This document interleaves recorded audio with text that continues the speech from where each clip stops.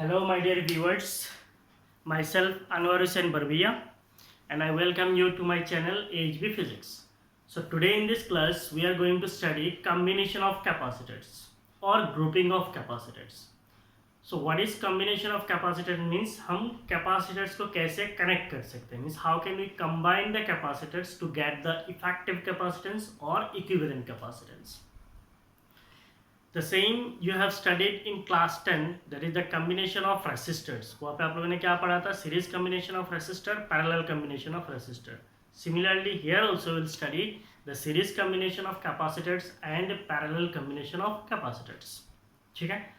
Now the analysis of this series combination and parallel combination will help you to solve numericals in analyzing the circuit. Circuit को आपको analyse करना है, analyse करके capacitance निकालना है, charge निकालना है, पोटेंशियल निकालना है. वही एनालिसिस आपका रेसिस्टर पे भी इस्तेमाल होता है. तो रेसिस्टर पे आप जब जाएंगे मीन्स यूनिट 2 में, तो वहाँ पे भी इस्तेमाल होता है. तो इसको अच्छी तरीके से समझिए. ठीक है, so start with the class. So यहाँ पे तो ऑलरेडी मैंने फिगर रख दिया है. क्या सीरीज कम्बिनेशन है, तो we are considering that we have two capacitors. मान लीजिए हमारे पास दो कैपेसिटर है. ये एक कैपेसिटर है और इस कैपेसिटर का कैपेसिटेंस जो है C1 है. हमारे पास और एक कैपेसिटर है, सपोज ये हमारा सेकंड कैपेसिटर है और इसका कैपेसिटेंस कितना है? C2 है. अब ये दोनों कैपेसिटर को मुझे क्या करना है? इन दोनों कैपेसिटर को सीरीज में कनेक्ट करना है. तो इनको सीरीज में कैसे कनेक्ट कर सकते हैं? हमें क्या करना है? ये एक कैपेसिटर है और ये मान लीजिए हमारा दूसरा कैपेसिटर है. इन दोनों कैपेसिटर्स को एक दूसरे के पीछे लगा देना. तो ये क्या बन जाएगा? सीरीज कॉम्बिनेशन बन जाएगा. तो ये हो गया हमारा पहला कैपेसिटर से इसका कैपेसिटेंस C1 है. ये हो गया हमारा सेकंड कैपेसिटर से इसका कैपेसिटेंस जो है C2 है. उसके बाद हमें क्या करना है? इन कैपेसिटर का जो कॉम्बिनेशन है, इनको अगर हम किसी एक बैटरी में लगा देंगे. से there is a battery with potential difference V. एक बैटरी के साथ लगा है, इसका पोटेंशियल डिफरेंस कितना है? V है. हमें पता है ये जो टर्मिनल है ये पॉजिटिव है, ये टर्मिनल क्या है? नेगेटिव है. तो जैसे ही बैटरी में कनेक्ट करेंगे, then this battery will supply the charges to this capacitor, so the capacitor will be charged. Suppose after charging process, capacitor C1 acquires a charge Q and capacitor C2 also acquires a charge Q in magnitude. So ये positive charge store करेगा, say it is plus Q, और यहाँ पे negative charge store करेगा, say it is minus Q. तो ये अगर plus Q होगा, ये माइनस क्यू होगा, तो नेट चार्ज कितना होगा? Net charge is 0. So the net charge of capacitor must always be 0. Capacitor का प्लेट्स का नेट चार्ज कितना होना चाहिए? 0 होना चाहिए. Now if this is Q, what will be the charge on this plate? इस प्लेट में भी क्या होगा? माइनस क्यू चार्ज होगा. ये माइनस क्यू क्यों होगा? अगर ये माइनस क्यू है, ये प्लस क्यू होगा. ये क्यू है तो ये माइनस क्यू क्यू होगा. मान लीजिए ये अगर नहीं होता है तो यहाँ पे क्या होगा? एक चार्ज हो जाएगा. मान लीजिए यहाँ पे प्लस क्यू चार्ज है, मान लीजिए -100 कूलम है. ऐसे ही एग्जांपल समझा रहा हूँ. ये -80 कूलम है, सो -80 कूलम. इसका मतलब यहाँ पे नेट चार्ज कितना हो जाएगा? 20 कूलम. तो इसका मतलब ये अगर दोनों इक्वल नहीं होता है तो यहाँ पे एक चार्ज हो जाएगा, और ये दोनों अगर इक्वल नहीं होता यहाँ पे एक चार्ज होगा. तो चार्ज का डिफरेंस होगा. इनके बीच में क्या हो जाएगा? There will be an electric field. So there will be an electric field between capacitor C1 to capacitor C2 और फ्रॉम C2 टू C1. एक इलेक्ट्रिक फील्ड बनेगा, इधर से उधर जाए या फिर उधर से उधर आए, लेकिन हमारा इलेक्ट्रिक फील्ड नहीं होना है. तो इसका मतलब इलेक्ट्रिक फील्ड नहीं होने के लिए क्या होना चाहिए? ये इक्वली चार्ज होना चाहिए. ये अगर पॉजिटिव होगा तो ये नेगेटिव होगा, ये अगर नेगेटिव होगा तो ये पॉजिटिव होगा. नेट चार्ज यहाँ पे भी 0, नेट चार्ज यहाँ पे भी 0. और ये चीज तब तक होते रहता है जब तक इक्विलिब्रियम कंडीशन अटेन ना हो. तो बैटरी जैसे ही देंगे चार्जिंग प्रोसेस होगा. ये चार्जिंग प्रोसेस में जब तक इक्विलिब्रियम ना आए, इक्विलिब्रियम का मतलब क्या है? यहाँ और यहाँ का नेट चार्ज जब तक 0 नहीं होगा तब तक चार्ज फ्लो करेगा. और चार्ज फ्लो करते करते ऐसा एक समय आएगा जब क्या होगा? नेट चार्ज 0 हो जाएगा. इसका मतलब कैपेसिटर्स को अगर हम लोग सीरीज में लगाते हैं, इन सीरीज कॉम्बिनेशन कैपेसिटर को सीरीज जब भी लगाते हैं तो चार्ज क्या होता है? Charge remain same. हर एक कैपेसिटर का चार्ज क्या होगा? सेम होगा. तो यहाँ पे हमने 2 कैपेसिटर लगाया, इसका चार्ज उसका चार्ज सेम है. 3 लगाओ तो charge will remain same. n number of capacitor if you connect, charge will remain same.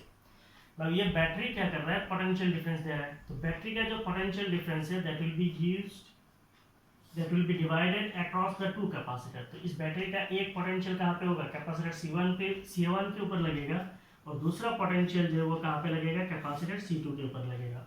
अब ये जो पोटेंशियल है ये डिपेंड करेगा कैपेसिटेंस के ऊपर. अगर ये दोनों कैपेसिटेंस इक्वल होगा तो ये पोटेंशियल भी इक्वल होगा. इसको कहा जाता है पोटेंशियल ड्रॉप्स. तो ये जो पोटेंशियल ड्रॉप्स है वो इक्वल होगा। अगर इनका कैपेसिटेंस अनइक्वल होगा तो V1 V2 भी क्या होगा, अनइक्वल होगा। तो ये फिगर ऑलरेडी मैंने वहाँ पे रख लिया है। तो कहानी समझ में, हमारे पास दो कैपेसिटर है, उनका कैपेसिटेंस C1 एंड C2 है, दोनों का हमने सीरीज में कनेक्ट किया। उसके बाद एक बैटरी के साथ कनेक्ट किया। जैसे ही बैटरी के साथ कनेक्ट किया तो बैटरी चार्ज डिलीवर किया। जब चार्ज को डिलीवर किया तो दोनों कैपेसिटर के ऊपर जो चार्ज होगा वो इक्वल होगा, और उनके ऊपर जो पोटेंशियल होगा that potential will be different, और you can say the potential will divide. तो सीरीज कॉम्बिनेशन में क्या होता है, चार्ज सेम होता है, पोटेंशियल डिवाइड होता है, ये हमेशा आपको याद रखना है।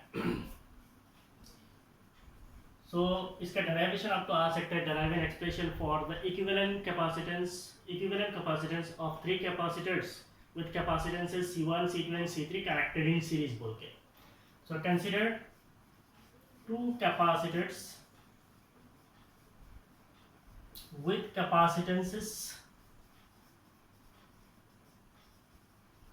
capacitances C1 and C2 connected in series to a battery with potential difference V. Consider two capacitors with capacitances C1 and C2 connected in series। हमारे पास दो कैपेसिटर है, कैपेसिटेंस C1 और C2 है, इनको हमने सीरीज में कनेक्ट किया है, and then we have connected to a battery with potential difference V. The charge on each capacitor is same. The charge on each capacitor is same while the potential divides. The charge on each capacitor is same while the potential divides. तो charge तो हर एक capacitor के ऊपर same रहेगा, लेकिन potential divide होगा। Suppose V1 and V2 are the potential drops. V1 and V2 are the potential drops across C1 and C2. So V1 V2 क्या है, V1 and V2 are the potential drops across C1 and C2. So what will be the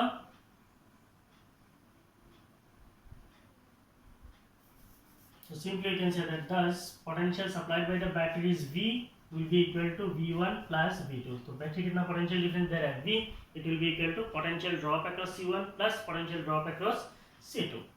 So we can write V will be equal to V1. We know that capacitance, what is capacitance? It is C. C equal to क्या है, Q divided by V. So what will be V? It is Q divided by C.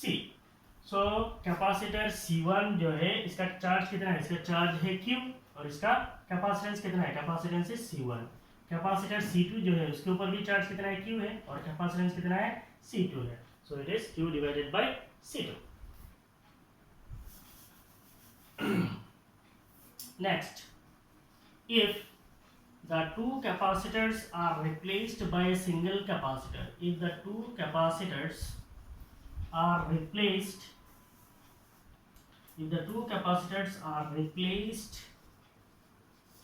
by a single capacitor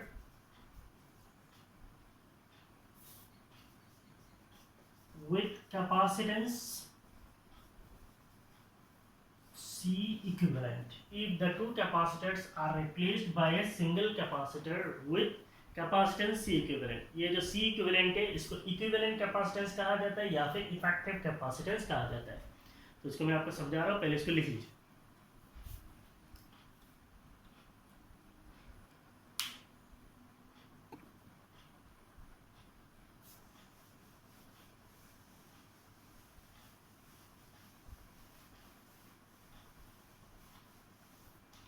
So if the two capacitors are replaced by a single capacitor with capacitance equivalent, इसका मतलब क्या है, ये दोनों capacitor को मिला के हम लोग क्या कर देंगे, एक कैपेसिटर बना देंगे, और जो एक कैपेसिटर बनेगा उसका इक्विवेलेंट कैपेसिटेंस कितना है, C इक्विवेलेंट है। इसके ऊपर बैटरी का पोटेंशियल वही तो है, बैटरी का पोटेंशियल डिफरेंस कितना है, V है।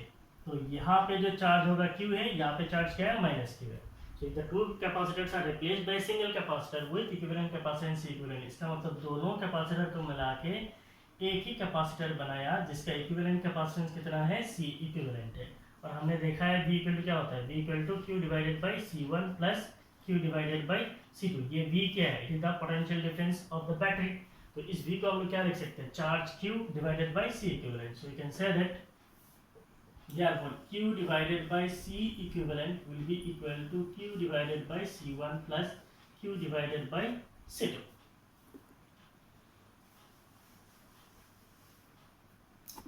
now यहाँ पे Q है, यहाँ पे Q है, यहाँ पे Q है, so cancel हो जाएगा। so we will write 1 by C equivalent is equal to 1 by C1 plus 1 by C2।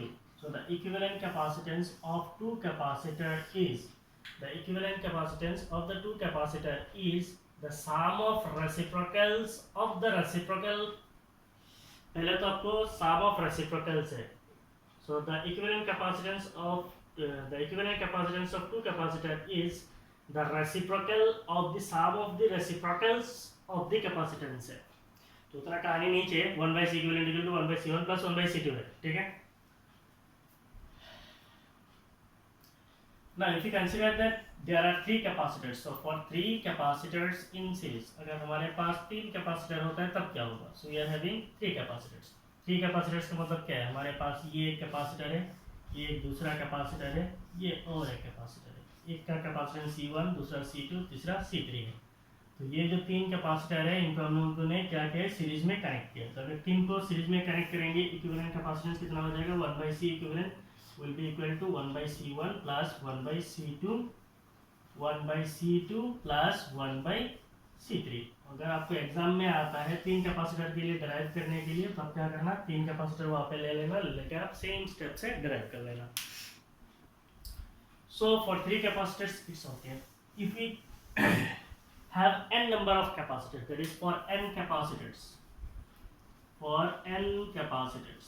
तो चार कैपेसिटर के भी लिख सकते हैं, किसी के लिए भी लिख सकते हैं। for n capacitors if we define, then 1 by C equivalent will be equal to 1 by C1 plus 1 by C2 plus 1 by C3 plus so on up to 1 by Cn। so this is for n capacitors in series। Clear, लिख लीजिए। तो simply आपको याद रखना है कि अगर series combination होता है तो सीरीज कॉम्बिनेशन में क्या होता है, चार्ज इक्वली डिवाइड होता है, और सीरीज कॉम्बिनेशन में क्या होता है, पोटेंशियल डिवाइड होता है। तो in series combination of capacitor the charge remain same but the potential divide. तो अगर हम लोग बोलते हैं टोटल पोटेंशियल V है, तो कैपेसिटर C1 के ऊपर पोटेंशियल ड्रॉप V1 है और कैपेसिटर C2 के ऊपर पोटेंशियल ड्रॉप V2 है। तो V will be equal to V1 plus V2। अब फॉर्मूला लगाइए, आपका डेरिवेशन आसानी से हो जाएगा। हो गया। So next we'll study parallel combination of capacitors।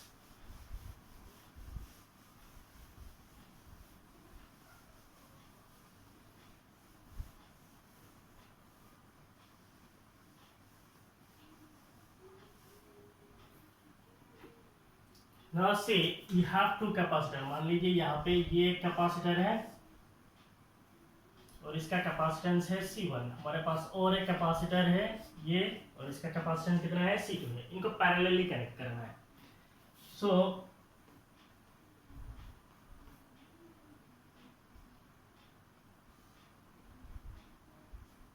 ये हमारा एक कैपेसिटर है,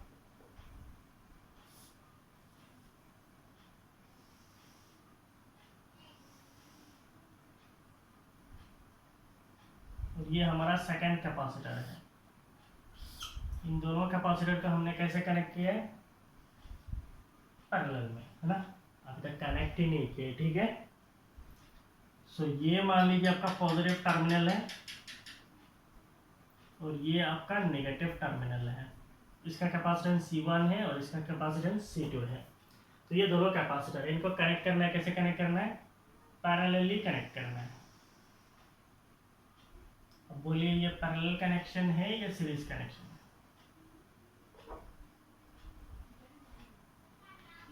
it is basically series combination है। अभी भी ये सीरीज में है, ठीक है।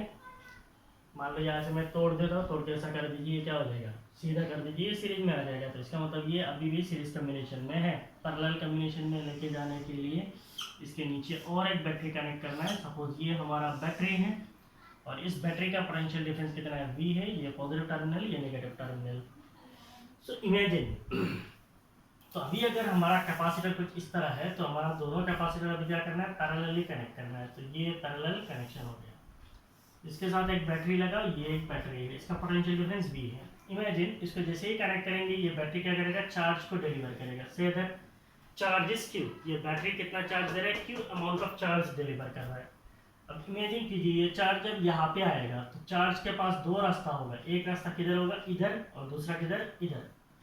तो यहाँ से अगर चार्ज Q आता है तो यहाँ से कुछ चार्ज आएगा, मान लीजिए यहाँ पे चार्ज आएगा Q1, और यहाँ पे कितना चार्ज आएगा, आया था Q, इधर चला गया Q1, so it will be Q minus Q1। ये जो Q माइनस Q1 है इसको हम क्या बोल सकते हैं, Q2 भी बोल सकते हैं, इसको हम क्या बोल सकते हैं, Q2 बोल सकते हैं, क्योंकि charges are conserve, so charge आपका डिस्ट्रॉय तो नहीं हो सकता है। चार्ज Q आया था तो कितना चार्ज होगा, Q1 प्लस Q2, तो जितना चार्ज आया उतना ही चार्ज डिलीवर होगा। तो बैटरी से कितना चार्ज आया, Q, ऊपर जाएगा मान लीजिए Q1, तो इधर कितना गया, Q2।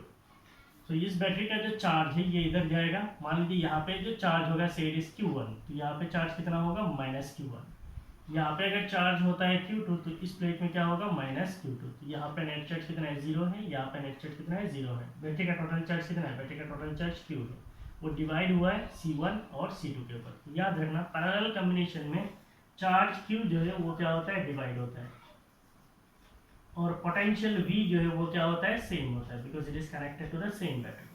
तो सीरीज कॉम्बिनेशन में चार्ज सेम, पोटेंशियल डिवाइड होता है, लेकिन पैरेलल कॉम्बिनेशन में चार्ज डिवाइड होता है और पोटेंशियल क्या होता है, सेम होता है। बस इतना ही आपको हमेशा दिमाग में याद रखना है।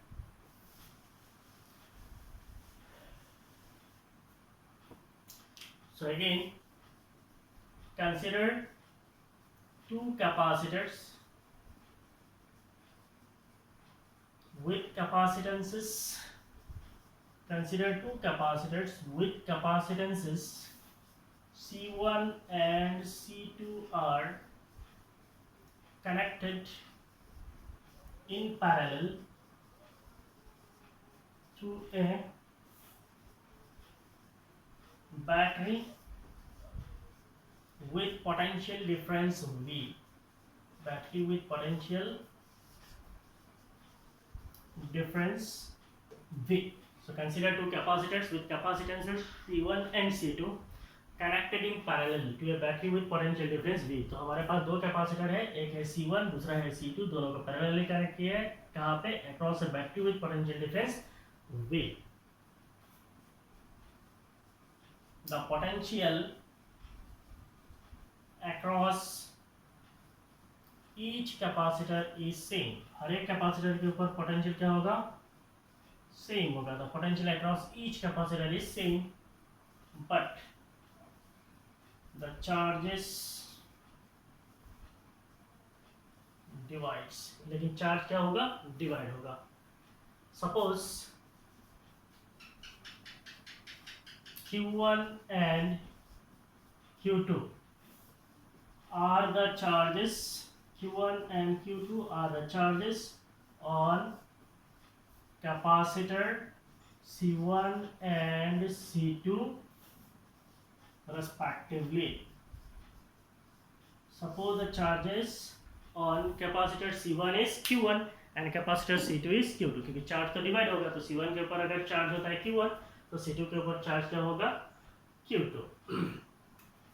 So you can say that the total charge delivered by the battery is Q. It will be equal to Q1 plus Q2. तो हमें फॉर्मूला वही पता है, C इक्वल टू क्या होता है, Q divided by V. So what will be Q? It will be C into V. तो हमारा कैपेसिटर C, पहला जो कैपेसिटर है उसका कैपेसिटेंस कितना है, उसका कैपेसिटेंस है C1. So we can write it as C1, और पोटेंशियल डिफरेंस कितना है, इसका ऊपर पोटेंशियल कितना लग रहा है, V. So C1 into V plus charge capacitor C2, इसके ऊपर चार्ज कितना है, Q2, इसका कैपेसिटेंस कितना है, कैपेसिटेंस इज C2, इसके ऊपर भी पोटेंशियल ड्रॉप कितना लग रहा है, पोटेंशियल ड्रॉप इज V. तो इसका मतलब Q इज इक्वल टू क्या है, C1V प्लस C2V. ओके कर लीजिए।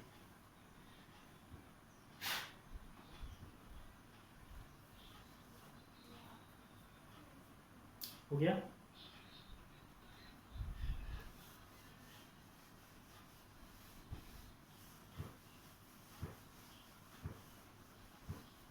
तो पहले जैसे हम लोगों ने लिखा था, if the two capacitors are replaced by a single capacitor, so same step है, if the to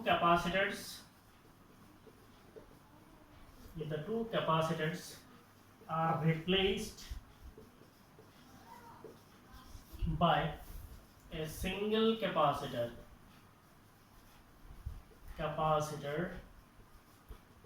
with equivalent capacitance,